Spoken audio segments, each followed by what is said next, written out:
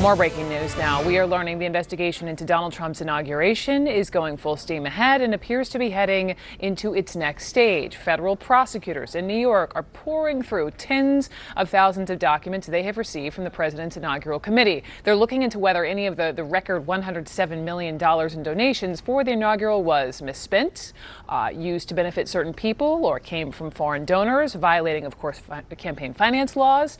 And they have talked to at least one of the planners for the inauguration, whose firm was paid more than $25 million.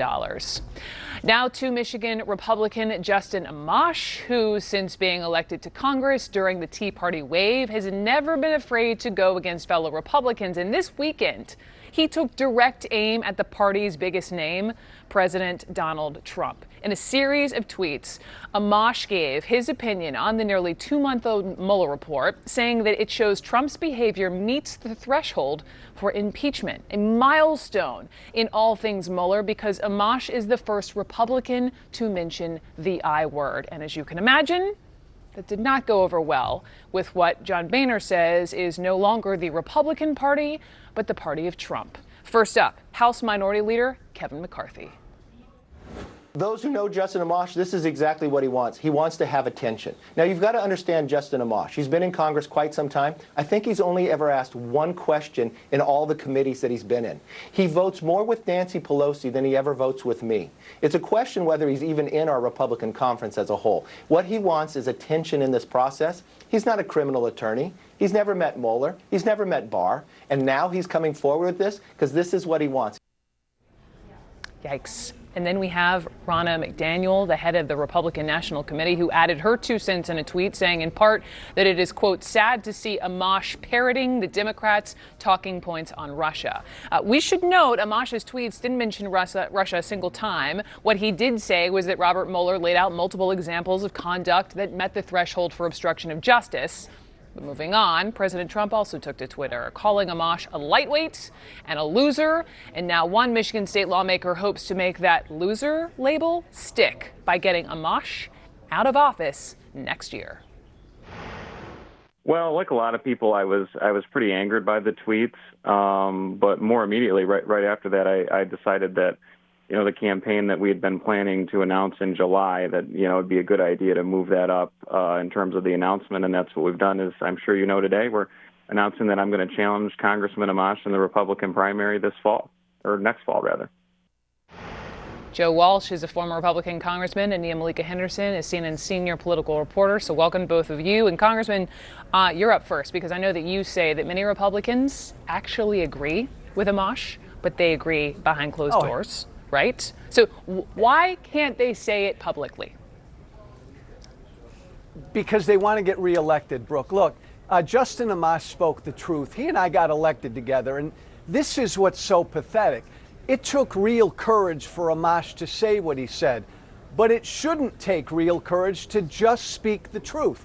He called out Trump for being a dishonest tyrant who has obstructed justice. And Brooke, anybody who's read that Mueller report knows that this president obstructed justice. But again, he said publicly, Brooke, what damn near every Republican privately believes, but they're scared to death to say it because we're no longer the party of issues. We are now the party of Donald Trump, Brooke. You got to get down on your knees and bow to this president if you want to keep your office. So it's interesting you mentioned who's actually bothered to read it. I want to come back to you on that point of members of Congress. But Nia, to you, what do you make of this swift and sharp backlash from key party leaders? Is this an effort, as our own colleague Michael Smerconish put it, to staunch the bleeding early? Are they trying to send a signal to other Republicans? Don't even try it.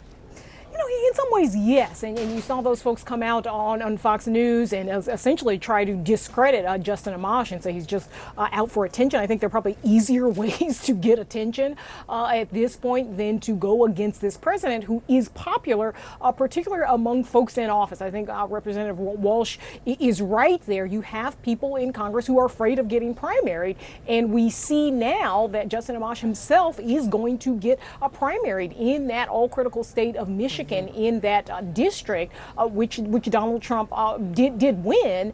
So this is interesting. I do think there is sort of an underlying issue here that Republicans have, and that is, how do they keep Republicans in line? Not only folks on the Hill, but how do they keep rank and file Republicans in line in November of 2020, going to the voting booth to vote for Donald Trump? As Walsh says, there are Republicans who are privately, and these are sort of just rank and file voters who do have concerns about Donald Trump. Now, whether or not that means this will redound to whoever the Democratic candidate is in 2020, whether or not they'll benefit, or whether this will mean sort of a challenger to Donald Trump that gets any traction, is unclear. But I do think this speaks to a fear, and a growing fear, that some Republicans have, that Justin Amash isn't the only one at this point, and certainly is reflective of a little bit of tension among Republicans more broadly. Certainly heard Mitt Romney, for one, right? He has been public about how he has felt about President Trump, yet you've seen his comments on Amash, and he, by the way, wasn't as harsh as his niece and the Republican House leader. Listen to what he said.